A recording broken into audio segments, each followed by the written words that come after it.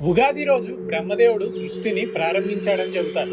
కానీ అదే సమయంలో ప్రకృతి ఎందుకు కొత్తగా మేల్కొంటుంది? పురాణాల ప్రకారం బ్రహ్మదేవుడు ఈ జగత్తు సృష్టికి శ్రీకారం చుట్టిన పవిత్రమైన రోజు ఉగాది అని విశ్వసిస్తారు. ఉగాది అంటే యుగ ప్లస్ ఆది, ఒక కొత్త యుగానికి ఆరంభం. అది కేవలం కాలం ప్రారంభం మాత్రమే కాదు, జీవితానికి ఒక కొత్త చక్రం మొదలయ్యే క్షణం. అదే సమయంలో ప్రకృతిలో కూడా అద్భుతమైన మార్పులు చోటు చేసుకుంటాయి. ఎండిపోయిన చెట్లు కొత్త ఆకులు తొడుక్కుంటాయి, మామిడి చెట్లు చిగురులతో కొత్త మామిడికాయలతో కలకల్లాడుతాయి. వసంత ఋతువు గాలి కొత్త జీవాన్ని తీసుకొస్తుంది. ఇది యాదృచ్ఛికం కాదు, సృష్టి ప్రారంభమైన ఆ తత్వం ప్రతి సంవత్సరం మనకి గుర్తు చేస్తూ ప్రకృతి రూపంలో మళ్లీ మళ్లీ ప్రత్యక్షమవుతోంది. అందుకే ఉగాది అనేది కేవలం పండుగ కాదు, సృష్టి, కాలం, ప్రకృతి ఈ మూడింటి కలయిక. ప్రకృతి ప్రతి సంవత్సరం కొత్తగా పుడుతుంటే మన జీవితాలు ఎందుకు పాతగానే ఉండాలి? ఈ ఉగాది సందర్భంగా మీ జీవితంలో కూడా ఒక కొత్త ఆరంభానికి శ్రీకారం చుట్టండి. కొత్త ఆశలు, కొత్త లక్ష్యాలు, కొత్త దిశ. శుభ ఉగాది.